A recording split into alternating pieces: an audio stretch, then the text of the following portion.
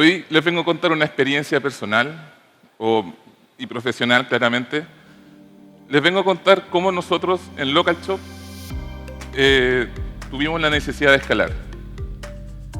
Para poder partir, les voy a dar un poco de contexto y les voy a contar qué es Local Shop. Nosotros en Local Shop desarrollamos una plataforma que permite a los negocios de barrio digitalizarse. Hoy en día partimos una operación en Chile y desarrollamos un sistema de punto de venta que nos permite y ayuda mucho a los usuarios de los locales de barrio en Chile para poder digitalizarse. Porque son usuarios que no están a la vanguardia de lo digital, no están en la vanguardia de la tecnología, les cuesta mucho.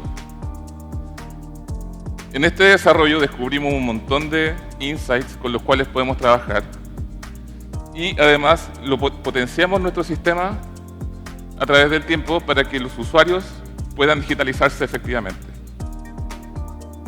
Por otra parte, como para darles más contexto de lo que voy a conversarles, creamos Local Data.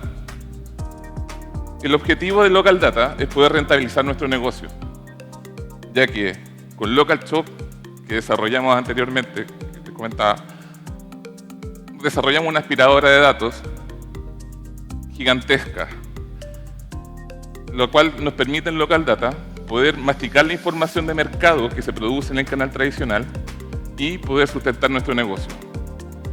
La información del canal tradicional es una información que no está en manos de las empresas de empresas de consumo masivo. Y con esta herramienta nosotros somos capaces de poder mostrarles cómo todos sus productos se venden en el mercado. Todo partió muy bien. Local Shop fue creciendo durante el tiempo. Y ya hoy por hoy contamos con más de 1.800 tiendas en Chile. Esto significa que mes a mes estamos registrando $12 millones en ventas. Nuestros usuarios son hasta 900 usuarios concurrentes. En las horas peak las tenemos perfectamente identificadas. Diariamente tenemos 90.000 transacciones en promedio. Y hoy por hoy sabemos que el 78% de nuestros usuarios no tenían un sistema con el cual trabajaba antes, o sea, usaban lápiz y papel. El 78% de nuestros usuarios se digitalizaron gracias a nuestra tecnología. Eventualmente, voy a volver una atrás, esto impacta tremendamente en Local Data. Porque todo este crecimiento del cual le estoy hablando, claramente se va a nuestra base de datos centralizada y aumenta todo lo que es el volumen transaccional. En este momento empezamos a vivir los síntomas del caos. ¿Cuáles fueron? La lentitud, que nos empezó a pasar errores durante el uso de las horas peak, donde nuestros clientes no revisaban nuestros reportes, ¿cierto? Y también empezaron a aparecer problemas y cargas de los procesos de actualización nocturna. Claramente, al tiempo después, todo explotó. Y ahí aparece mi socio, Marcos Lozano, encargado de la operación con nuestros clientes. Clientes que nos costó muchos años poder empezar a abordar. Estos son los clientes, le estoy hablando de los clientes de Local Data, los que consumen la información. Y empezó a bombardear por todos los canales habidos por haber de nuestro sistema de comunicación, que bueno, usamos WhatsApp claramente, y no paraba. Todo explotó, como les decía. Y en el proceso empezamos a correr contra el tiempo. Y empezamos a revisar qué falló. ¿Falló el ETL? No, estaba súper bien. No pasaba nada con eso. Estaba todo funcionando ok. ¿Saturamos la capacidad? Tampoco. No había ningún pic de ninguna capacidad de las que teníamos monitoreadas, por lo menos. Entonces, ¿qué sucedió? ¿Qué pasó? Todo parecía estar bien. El servidor de base de datos estaba bien. El volumen de los datos, si bien creció, no era tan importante. En ese momento, cuando nos explotó esta bomba, recién llevábamos 10 millones de filas. Y para un sistema de Power BI, como el que utilizamos nosotros, o para cualquier otro sistema que en verdad se encargue de visualizar información, 10 millones de filas no es tanto, no por lo menos al nivel de lo que estamos hablando nosotros. Y así pasamos a revisar servicios y así, hasta que llegamos a la pregunta correcta. ¿Revisaste la arquitectura del modelo o de lo que va por detrás? Y ahí hicimos el descubrimiento. No era la herramienta, era la arquitectura que estaba detrás. Les voy a contextualizar un poco más. La arquitectura que desarrollamos en un inicio parecía ser bastante simple. En la primera capa íbamos a conectar las bases de datos de nuestros sistemas a Microsoft Fabric. Microsoft Fabric es lo que está por detrás de toda la capacidad o de todo el funcionamiento hoy por hoy de un sistema de reportes que usamos nosotros, que es Power BI. Entonces, en Microsoft Fabric nosotros construimos dos productos de reporte. Uno, el primero que aparece arriba, se llama Pulse 360. Y Pulse 360 se encarga de mostrar una categoría especial, en este caso para el ejemplo de cigarrillos, de cómo se venden los cigarrillos en el canal tradicional. El otro producto era el reporte de tiendas. Un reporte de tiendas que le enseña y le muestra a nuestros usuarios de Local Shop cómo su tienda vende a través del tiempo. Todo parecía bien, y todo eso, en una tercera capa, teníamos todo lo que es el acceso al reporte. En este acceso al reporte, claramente con cierto perfilamiento, los usuarios pueden entrar y ver en un sitio embebido, digamos, nuestro reporte en Power BI. Esa era la arquitectura diseñada y parecía todo estar bien. Entonces revisamos la arquitectura actual del servicio de Power BI. Y fue raro. Me encuentro con esto. ¿Qué sucede? Muchas conexiones en la primera columna.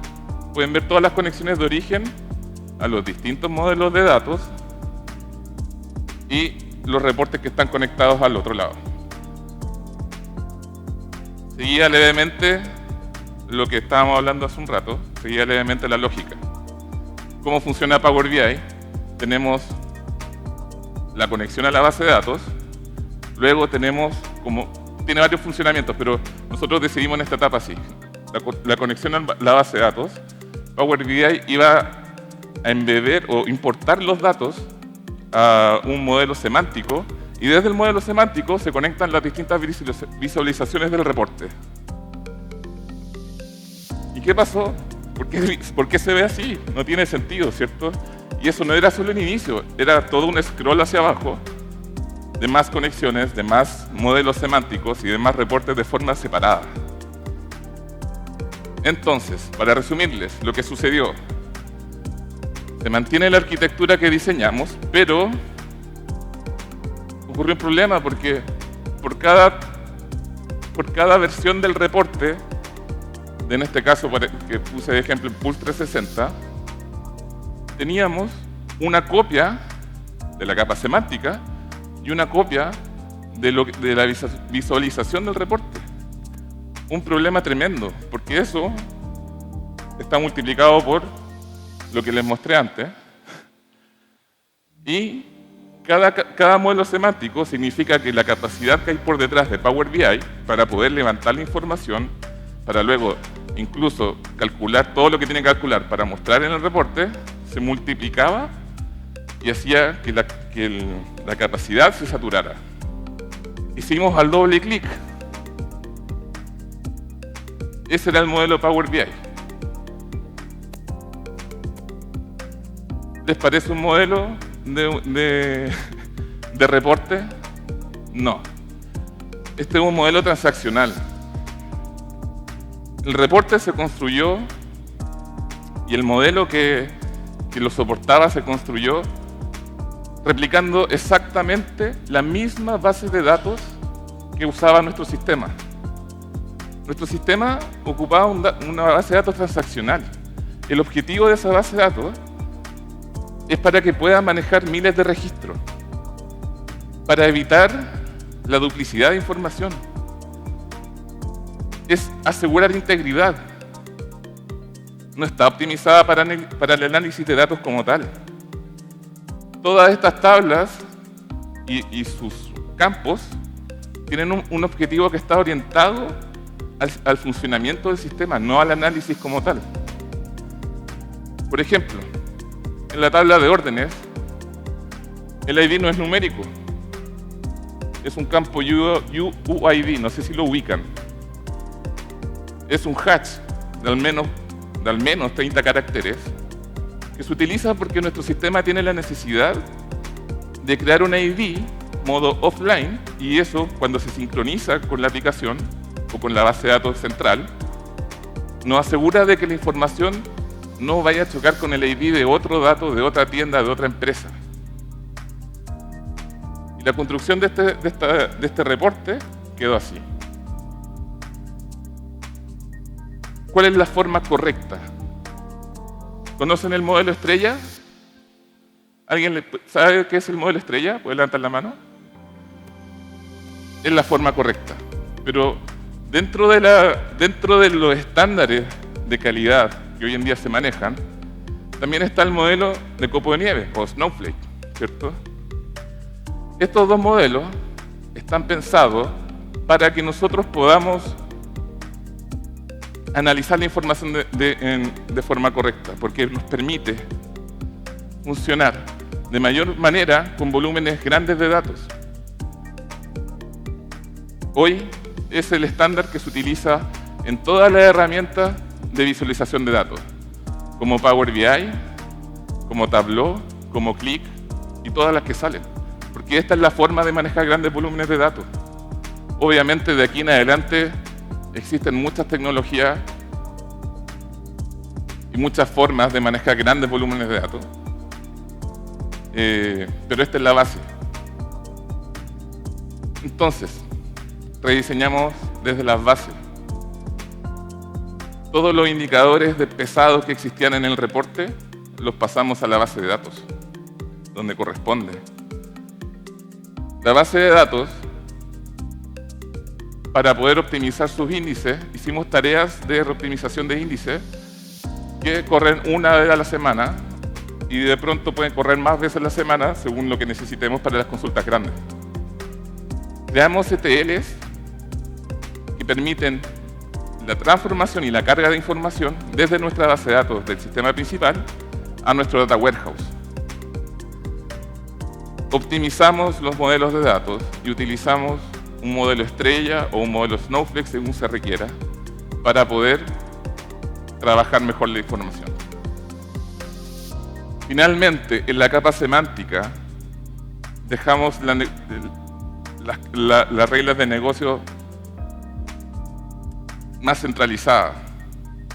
Y en el reporte filtramos con RLS, que es una particularidad de Power BI por lo menos, que te permite a nivel de línea darle seguridad a la información. Y pasamos de esto que les mostraba anteriormente a esto. Tiene más sentido, ¿no?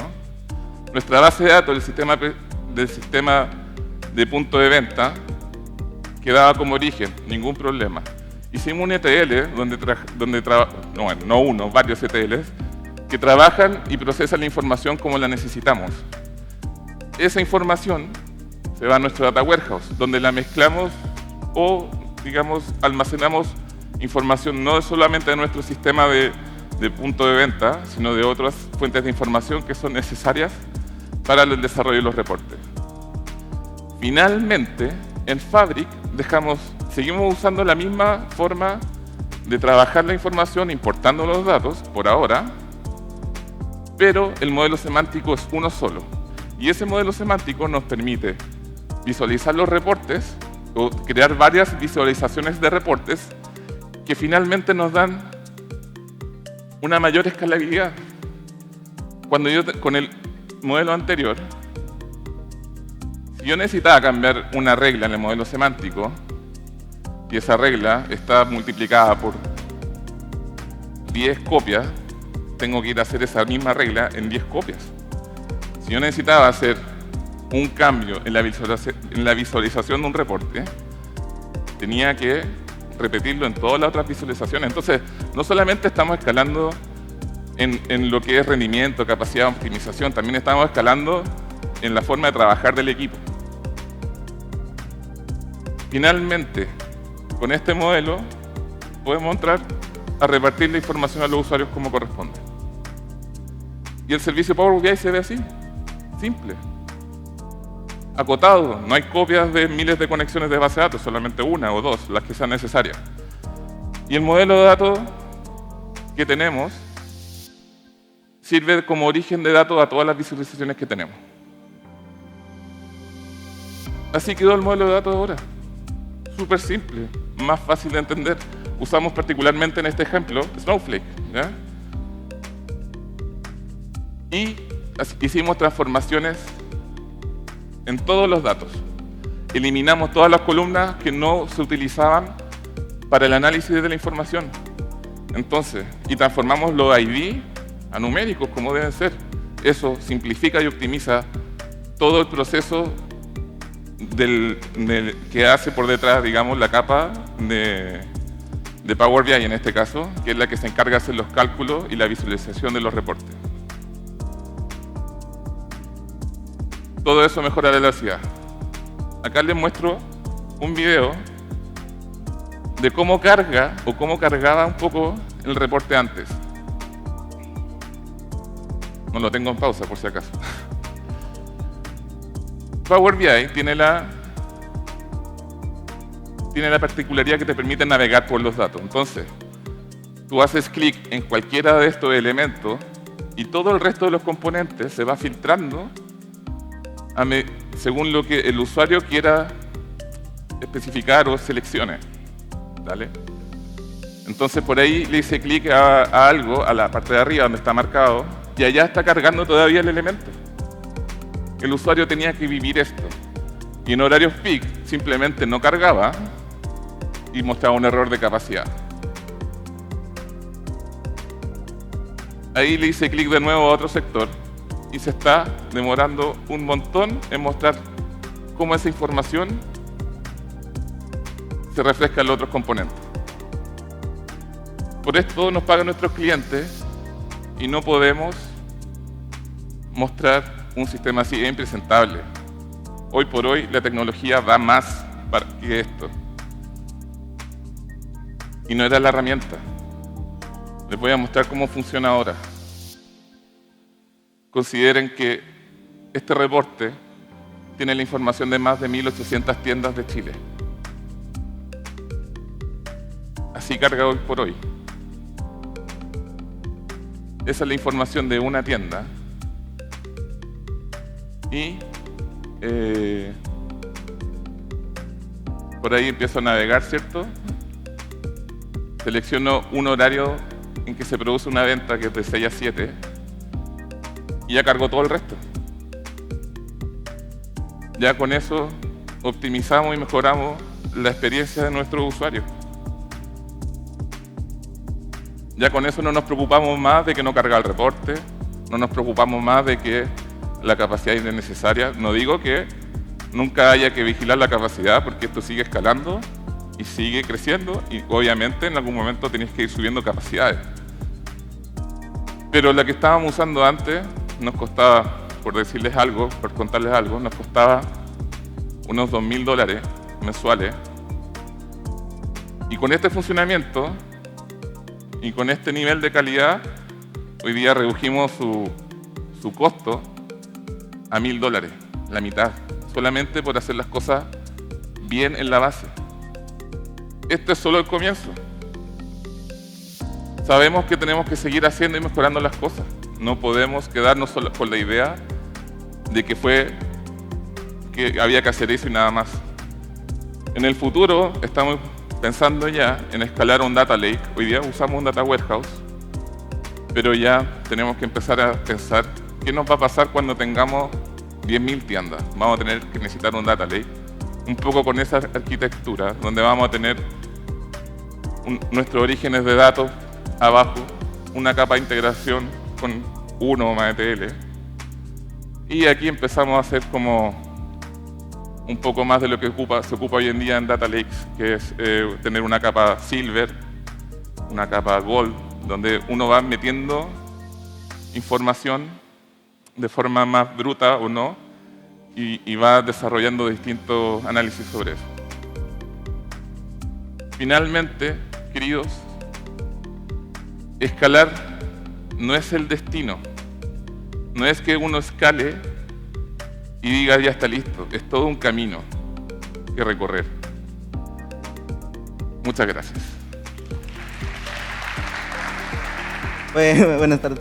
Ese error que mencionó, disculpe, en lo que viene siendo la arquitectura, más o menos cuánto tiempo tardó en que pueda corregirse y también qué costos llegó a implicar ello, cuánto de pérdida más o menos cree que pudo haber generado tanto en el momento del momento crítico como el momento previo, la cantidad de usuarios posibles que se pudieron haber perdido por, bueno, en este caso la optimización, entiendo, en lo que viene siendo al momento de generar el Power BI. Sí, mira, cuando nos ocurrió esto en un inicio, la única forma que tuvimos nosotros para poder tener tiempo de arreglarlo, tuvimos que aumentar la capacidad de nuestro servicio de Power BI a lo más que pudimos. Casi que en las horas peak teníamos que gastar, bueno, te da la capacidad de ponerlo por horas, por tiempo o por momentos del día. Entonces nosotros identificamos las horas peak. Y a las horas peak le subíamos la capacidad a tope, que claramente subía mucho más el costo. Y por mientras nos dimos el trabajo de empezar a correctar el tiempo, como te decía Andrés antes. Entonces, ¿cuánto nos demoramos en verdad? Por suerte no fue tanto, ¿ya?